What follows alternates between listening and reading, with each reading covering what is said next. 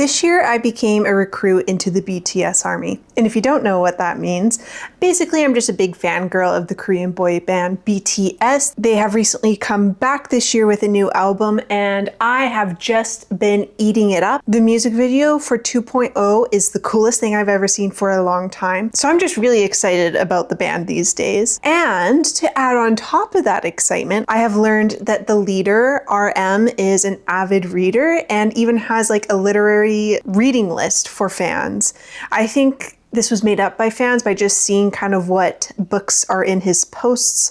From what I've seen from the internet, it's not like he's actively giving out a reading list like would be given in a college course, but let's add on top of that excitement, one of the short stories I've actually read. I read it last summer in a literary course in college and thought this would be a great way to talk about this short story. Why are people not talking about short stories on YouTube?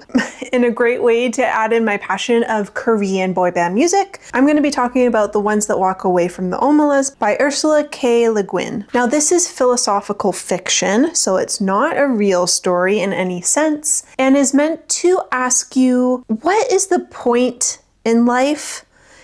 Sometimes that's a hard question to ask, but it's about your morals and about the way we live our life, and does it align with your values? And I don't know about you, but there's not always the opportunity to pause and think about what you're doing and your actions and their consequences. So this is a dark short story where it does deal with child abuse and neglect. Again, it is fictional, but if that is not something that you're ready to listen to, I would suggest not watching this video, and I will see you back for another one. And I just have this printed out. I don't know if you can find this one on the internet, but I know the second story I will be speaking about you can find on the internet. So we'll just do a brief introduction to the story. So we are given this idyllic utopian city where it's summer, the air is glistening, and we are celebrating a summer festival. There's going to be a horse race in the meadow. There's snow-capped mountains surrounding the city. There is a beautiful inlet where all the boats are waiting for the celebrations to begin. There's processions going through the town, mothers carrying their babies. Everyone is joyous. The horses are eager for their race. They are bareback. They don't even need a bit in the mouth. It's just the reins. The sun is glistening off everyone's shiny hair and happy faces. There's an old man eating beautiful buttery pastry that gets caught in his beard, and he's just so happy that it doesn't matter. There's a boy playing a flute by the stands, and everyone listens and applauds when he's done. And there is a happy fat woman passing out flowers for everyone. The narrator speaks directly to us as the reader and explains this is not a town from medieval times. There's no kings, there's no knights. This civilization is the same as the ones that we live in. I will say this was written in 1973, so keep that in mind. But it's not some medieval simpleton people. They're not nomads. They have everything that you and I have. They like to party. They like to go out and have coffee and beer. They got on without the stock exchange, advertisements, bombs, the secret police. So it's a society where everyone respects each other, but it's not simple people. These are people just like you and me. And the narrator keeps trying to convince us of this place. Like, okay, well, let me tell you a little bit more about the people, because I know it sounds unrealistic. I know it sounds like I'm making this up, but I'm not. Right. You still don't believe me?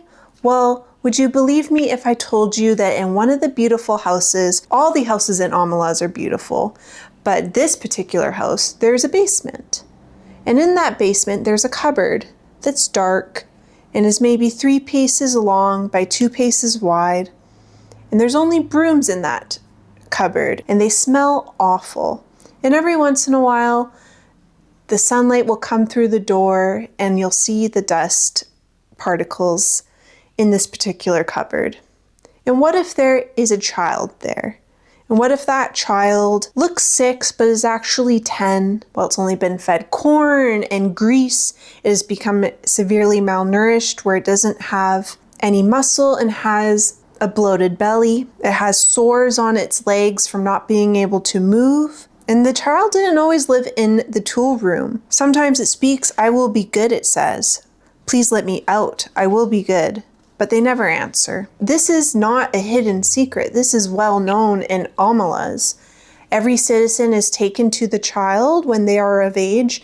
Some become deeply disturbed. They cry, they get angry, they go home, and eventually they start to make peace with it because they move on. And then some people just fall silent. They don't tell anyone, and they leave Omelas, this utopia where public transport works, the environment is good for them, safe streets, no police, but they can't handle what's been done to that child. And that's how this short story ends. I'll read you the last few sentences here. "The place they go towards is a place even less imaginable to most of us than the city of happiness. I cannot describe it at all. It is possible that it does not exist, but they seem to know where they are going, the ones who walk away from Omelas." I want to talk about a few things about this story. One, go read it. I found it a hard read. Like, when you're reading about the people of Omelas and this beautiful utopic city, I found it very hard to picture. Even though you're given great description, it was like the narrator said, "Oh, you don't believe me." My brain was just not able to compute. It wasn't taking in the words on the page. But then once you get to the description of the child in this like tool cupboard, the language is quite plain. It's very straight to the point. The sentences are short, and it really just gets into your brain. It absolutely makes you pause. And I think that's what this philosophical fiction is supposed to do. So you can take this as what it seems, is modern society in the levels of oppression that exist for people to have the good life. You can look at like food production, people who work for low wages, even the farmers who grow the food for all of us, and yet don't have like the riches of life that you would expect from like providing so much for all of us, you know?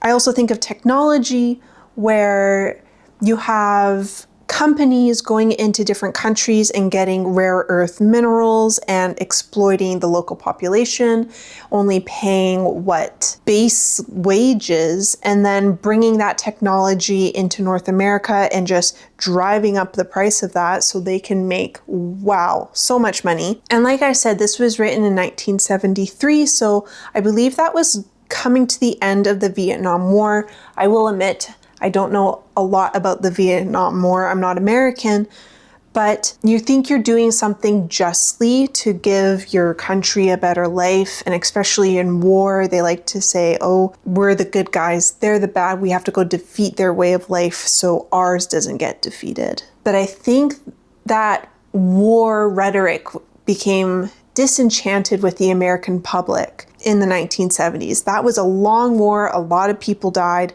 and it was like, what is this for? Is this actually saving anyone? But what really stood out to me when I was reading this is, and maybe this is because I just took a religion course, it was the 3 religions of the West through college. And so religion and sacrifice. And the child's freedom is sacrificed for the citizens of Omelas. They believe if there's this one child who suffers, everyone else in the city gets to have a happy, safe, prosperous life. And if that child is not suffering, then the rest of them will, which is actually what the next story is about, which is they just go with that idea and run with it. It reminded me of like how animals in the Old Testament get sacrificed for the sins of humans.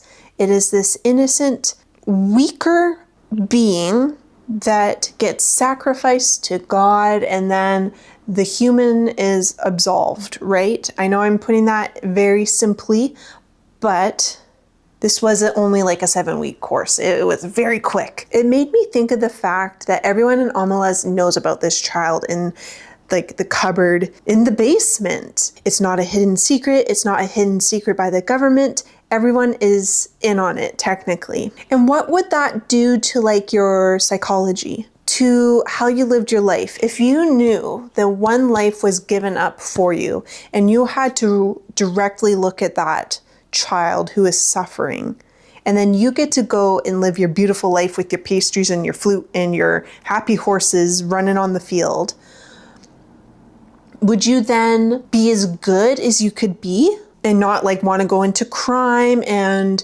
steal from people and defraud people? What does it take for human beings to act their best and bring their best for the community to be whole? And can you even have a utopic society when something so foul is happening to an innocent child?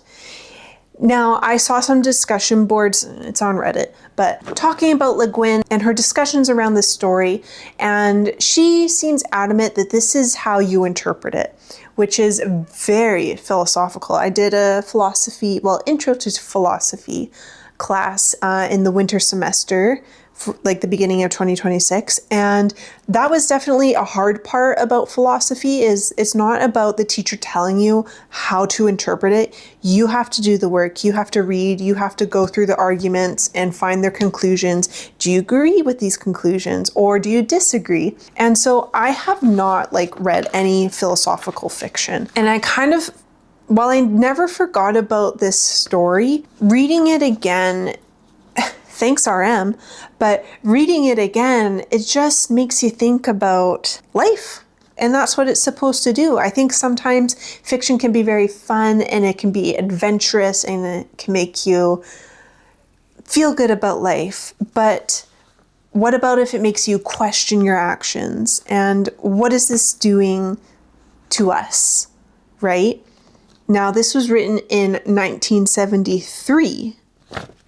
What if I tell you there was one written in 2024? And this is online. So the title of the story is Why Don't We Just Kill the Kid in the Omelas Hole by Isabel J. Kim, written in 2024. So I believe it was published in a magazine. So you can read it online. This one is actually a little bit longer than the original story. Just brings modern technology into the story. Now they have a stock exchange. So I was a little upset about that she added that in, but brings in social media and performative activism online, which is something that's very prevalent in social media.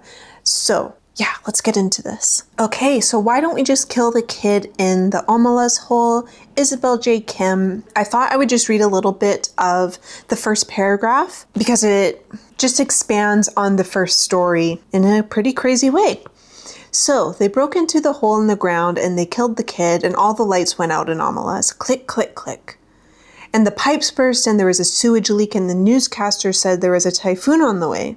So they, a different they, these were the they in charge, not the they who lived in the nice houses in Omelas. Okay, every house in Omelas is a nice house, but these were nice houses. Got another kid and put it in the hole. So we have rebels that are breaking into the hole to kill the sacrificial kid. We have the they who are still putting the kid in the hole. And we have the fulfilled prophecy that if the kid isn't in the hole, disaster. Right? So we had a typhoon, we had a sewage leak, we had all the lights and the energy grid shutting down. So this kind of plays on, well, in order for this city to have its utopia, yeah, a kid has to be in a hole. But we also now have these rebels who are still Omelians, who are still citizens of Omelas, who are now killing the kid in the hole. And as the story progresses and another kid gets put in a hole, they continue to take the kid out and kill it. And they say, if you keep putting kids in the hole, we will keep killing them. And they actually catch one of these rebels And what does he say? So they found the killer. He just looks like a regular person. It's noted that he has perfect white teeth because of the social services that are available at Omelas. And he says, "Before I'm dead, I'd like to say a few words," the murderer said to the executioner's back, because they're going to do a lethal injection and kill him. "We will keep killing the kid in the hole. You're going to run out of kids before we stop killing the kids that go into the hole. Even if you kill me, now we all know about the killing the load-bearing, suffering child. You can't kill me in any way that matters. The kid will die again and again until you stop putting kids in the hole." And I find the ending really interesting because they talk about content creators going to Omelas, being in these beautiful houses and saying, "Oh, well, at least it's not like that situation in Germany with the Nazis. At least it's not like that situation of the Atlantic slave trade. At least we're not doing those things." This story is a lot more in your face than the original Omela story, in my opinion, where it's more philosophical. You can take it a lot of different ways, where this is definitely in your face about two things for me. So we have like the rebels and like the government organization. We have the they of Omelas, the head people, and this destruction of a child's life by both entities. One is putting them in a hole, and the other people are taking the child out and killing it. They're not setting it free. They're not helping the child out. They only care about getting their message across. And it's the same as the they. And yes, horrible things happen when this child dies, but they don't come to an agreement. The both sides just stay in argument, and they refuse to compensate in any other way where maybe this child can be okay. Does the child have to be in a hole? Can the child why does the child have to die? They even get a child that hadn't been in the hole for a long time and leave it where the government officials meet and dressed it in regular clothing. It's like, you couldn't let that child go live a life somewhere else. They couldn't have run away from Omelas. And I think that's very on point for where our society is still at in 2026. And another thing that's heavily pointed out is the performative activism and condemnation of events on social media. And if you don't call them out and if you don't have a stance on them, well, you're just an awful person. But what does that actually do? I think it's hard when you're taking in all these different societal catastrophes, both, natural and human-made, and not feel like, I gotta do something.